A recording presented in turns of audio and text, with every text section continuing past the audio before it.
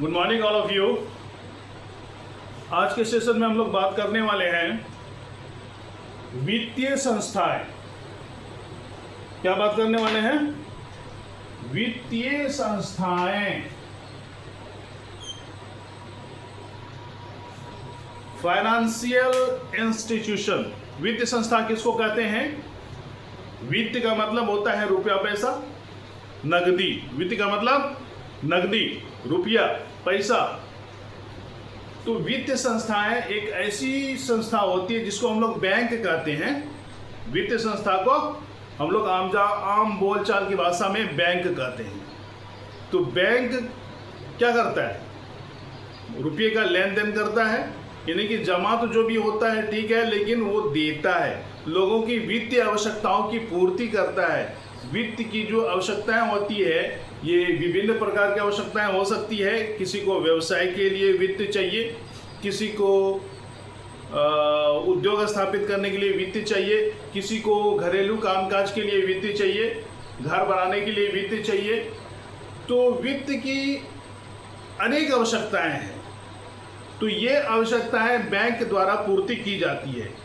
तो बैंक को ही हम लोग वित्तीय संस्था कहते हैं। क्या कहते हैं? बैंक को वित्तीय संस्था कहते हैं। और जिस अर्थव्यवस्था की वित्तीय संस्थाएं या बैंक जितना मजबूत स्थिति में होगा, वो वित्तीय संस्था, वो अर्थव्यवस्था उतना ही मजबूत होगा। अगर किसी अर्थव्यवस्था में बैंक पैसा देने से असमर्थ है, वित्त की व्यवस्था करने में असमर्थ है, तो उस देश की अर्थव्यवस्था काफ़ी लचर पचर होती है, काफ़ी कमज़ोर होती है। वो अर्थव्यवस्था कभी तेज़ी से विकास नहीं कर सकता है, तरक्की नहीं कर सकता है। और जिस देश की अर्थव्यवस्था यानी जिस देश का बैंक मजबूत स्थिति में होता है, मजबूत का मतलब होता है कि वो लोगों को वित्तीय आवश्यकताओं की पूर्ति कितना अधिक से अधिक और कम से कम समय में पूरा कर सकता।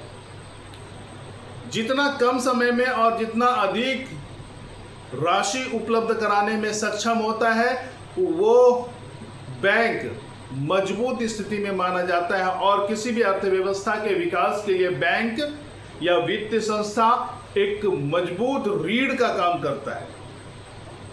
जिस तरह से हम लोग रीढ़ की हड्डी अगर मजबूत है तो हम लोग सीधा खड़ा हो जाते हैं, उसी प्रकार अगर बैंक ऋण देने के मामले में सक्षम है, जितना आपको ऋण चाहिए, लोन चाहिए, उतना मिल जाता है, तो समझा जाता है कि उस देश, उस अर्थव्यवस्था की वित्तीय संस्थाएं काफ़ी मजबूत स्थिति में है। और जब वित्तीय संस्थाएं मजबूत स्थिति में होती है तो उस देश की अर्थव्यवस्था भी उतना ही मजबूत स्थिति में होता है और तेजी से विकास करता है। तो वित्तीय संस्था कहते किसको हैं? ये देखिए, देश की वे संस्थाएं जो आर्थिक विकास के लिए उद्यम एवं व्यवसाय की वित्तीय आवश्यकताओं की पूर्ति करता हो। उद्यम एवं व्यवसाय के लिए वित्तीय आवश्यकताओं की पूर्ति करता हो, उसे हम वित्तीय संस्था कहते हैं। क्या कहते हैं? वित्तीय संस्था कहते हैं। एक बार फिर सुन लीजिए, देश की वे संस्थाएं जो आर्थिक विकास के लिए उद्यम एवं व्यवसाय की वित्तीय आवश्यकताओं की पूर्ति करता है, उसे हम वित्तीय संस्था कहते हैं, बैंक कहते हैं। ठीक है, वित्तीय संस्था को अंग्रेजी में बैंक कहा जाता है। अच्छा, अब ये देखिए, सरकारी वित्तीय संस्थाएं। सरकारी वित्तीय संस्था किसको कहते हैं? ये वैसी वित्तीय संस्था होती है जो सरकार द्वारा स्थापित और संपोषित वित्तीय संस्थाएं होती है, जिसको सरकार स्थापित करती है, कोई पब्लिक नहीं। अगर कोई पब्लिक वित्त या फिर कोई संस्था, प्राइवेट संस्था अगर वित्तीय संस्था की स्थापना करता है तो वो सरकार उसे अपने अधीन ले लेती है। ठीक है, लेकिन जैसे हम लोग देखते हैं ना, कोई उद्योग है या कोई स्कूल है, कहते हैं ये प्राइवेट स्कूल है, ये पब्लिक स्कूल है, ये सरकारी स्कूल है, ये गवर्नमेंट स्कूल है। नहीं, उसी प्रकार वित्तीय संस्थाएं भी जब सरकार द्वारा स्थापित की जाती है और उसको संपोषित का मतलब क्या है, उसको संरक्षण देती है। अगर लॉस हो रहा है तो सरकार उसको सहयोग करेगी ताकि वो बैंक डूबे नहीं, वो वित्तीय संस्था डूब ना जाए, दिवालिया ना हो जाए। ये अर्थशास्त्र का एक टर्म है दिवालिया। तो इसके लिए सरकार उसे संरक्षण देती है, उसी को कहते हैं संपोषित। सरकारी वित्तीय संस्था किसको कहते हैं?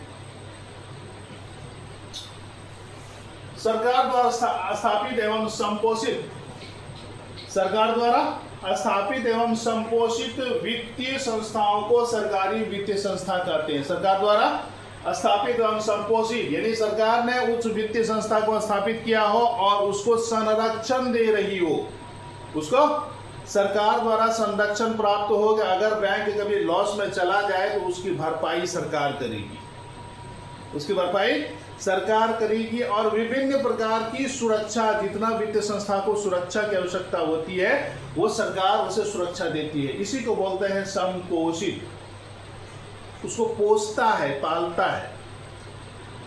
तो सरकार द्वारा स्थापित एवं संपोषित वित्तीय संस्थाओं को सरकारी वित्तीय संस्था कहा जाता है। हमारे देश में प्राइवेट वित्तीय संस्था भी है, गैर सरकारी जिसको बोलते हैं, एक सरकारी वित्तीय संस्था और एक गैर सरकारी वित्तीय संस्था। बहुत सारी संस्था है जो हमारे देश में गैर सरकारी है, लेकिन गैर सरकारी होने के बाद भी उसे सरकार के जो केंद्रीय बैंक है, जिसको रिजर्व बैंक ऑफ इंडिया कहा जाता है, भारतीय रिजर्व बैंक, जिसे बैंकों का बैंक कहा जाता है। यानी सब बैंकों का सरदार कौन है? हमारे देश में जितने भी बैंक हैं उन सभी बैंकों का सरदार है रिजर्व बैंक ऑफ इंडिया। कौन है? Reserve bank of India, RBI. इसकी स्थापना 1935 में हुई थी। कब हुई थी? इसकी स्थापना 1935 में हुई थी। ये अंग्रेजों के शासनकाल में ही हुआ था, हमारा भारत तब आजाद नहीं हुआ था, तब से ही ये रिजर्व बैंक ऑफ इंडिया हमारे देश में अस्तित्व में है। तो ये अगर प्राइवेट वित्तीय संस्था भी हो, प्राइवेट बैंक भी हो, गैर सरकारी बैंक हो, तो उसे भी आरबीआई द्वारा निर्धारित मापदंड और दिशा निर्देशन में काम करना पड़ेगा, नहीं तो वो हमारे देश में काम नहीं कर सकता है। आरबीआई को इतना पावर दिया है। साथ में आरबीआई देश के सरकार का एक सलाहकार एजेंसी भी है, सरकार का सलाहकार एजेंसी भी है। यानी कि वो सरकार को समय समय पर वित्तीय सलाहें भी देता है कि देश को कैसे आगे बढ़ाया जाए, अर्थव्यवस्था का विकास कैसे हो, इन सारी बातों पर वो सलाह मशवरा देते हैं। ठीक है, तो सरकारी वित्तीय संस्था किसको कहते हैं? सरकार द्वारा स्थापित एवं संपोषित, यानी सरकार ने उस वित्तीय संस्था को स्थापित किया हो और उसको सभी प्रकार की पूरी तरह से सुरक्षा, संरक्षण दे रही हो, ऐसे संस्था को हम सरकारी वित्तीय संस्था कहते हैं। सरकार द्वारा स्थापित एवं संपोषित वित्तीय संस्था को सरकारी वित्तीय संस्था कहते हैं। जैसे SBI, state bank of India, SBI है, फिर सेंट्रल बैंक ऑफ इंडिया है, इलाहाबाद बैंक है, यूको बैंक है, बहुत सारे बैंक है जिसे सरकार संरक्षण देती है और सरकार भी स्थापित किया है। ठीक है, अब हम लोग आगे चलते हैं। अर्ध सरकारी वित्तीय संस्थाएं, यानी क्या बोलते हैं? Semi government. अर्ध सरकारी मतलब semi government financial institution, semi government financial institution यानी अर्ध सरकारी वित्तीय संस्था। अर्ध सरकारी वित्तीय संस्था किसको कहते हैं? ये देखिए, ऐसी वित्तीय संस्थाएं जो सरकार के केंद्रीय बैंक के निदेशन में उनके द्वारा स्थापित मापदंडों पर समाज के लोगों की वित्तीय आवश्यकताओं की पूर्ति करती है, उसे हम अर्ध सरकारी वित्तीय संस्था कहते हैं, यानी सेमी गवर्नमेंट फाइनेंशियल इंस्टीट्यूशन।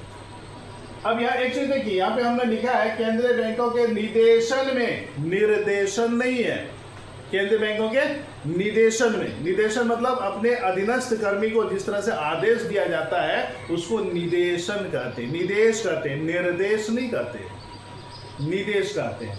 तो आरबीआई तो सबसे बड़ा बैंक है भारत का, बैंकों का बैंक है, तो उसके दिशा निर्देशन में और उसके द्वारा निर्धारित मापदंड पर जिस बैंक का अपने अर्थव्यवस्था में कार्य करता है, लोगों की वित्तीय, समाज के लोगों की वित्तीय आवश्यकताओं की पूर्ति करता है, उसे हम अर्ध सरकारी वित्तीय संस्था कहते हैं। यानी ऐसी वित्तीय संस्थाएं जो सरकार के केंद्रीय बैंक के निर्देशन में उनके द्वारा स्थापित मापदंडों पर समाज के लोगों की वित्तीय आवश्यकताओं की पूर्ति करती है। नहीं, अर्ध सरकारी मतलब वो पूरी तरह से सरकारी नहीं है।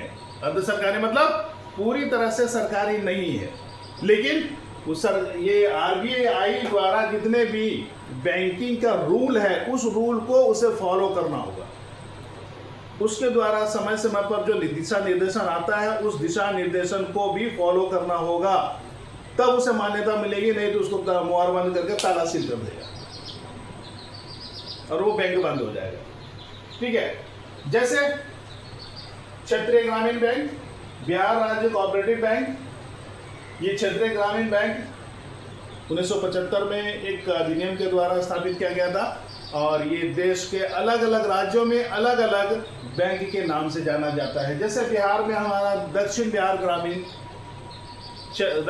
क्षेत्रीय ग्रामीण बैंक के नाम से जाना जाता है। कुछ भागलपुर कोऑपरेटिव बैंक है, कुछ बिहार कोऑपरेटिव बैंक है, बहुत सारा है जो क्षेत्रीय बैंक के रूप में कहलाता है। उस बैंक का, ऐसे बैंक को हम अर्ध सरकारी वित्तीय संस्था कहते हैं। जैसे ग्रामीण बैंक हो गया, कोऑपरेटिव बैंक हो गया, ये सब अर्ध सरकारी बैंक कहलाता है। तो दोस्तों, आज का सेशन कैसा लगा कमेंट करके जरूर बताइएगा। धन्यवाद।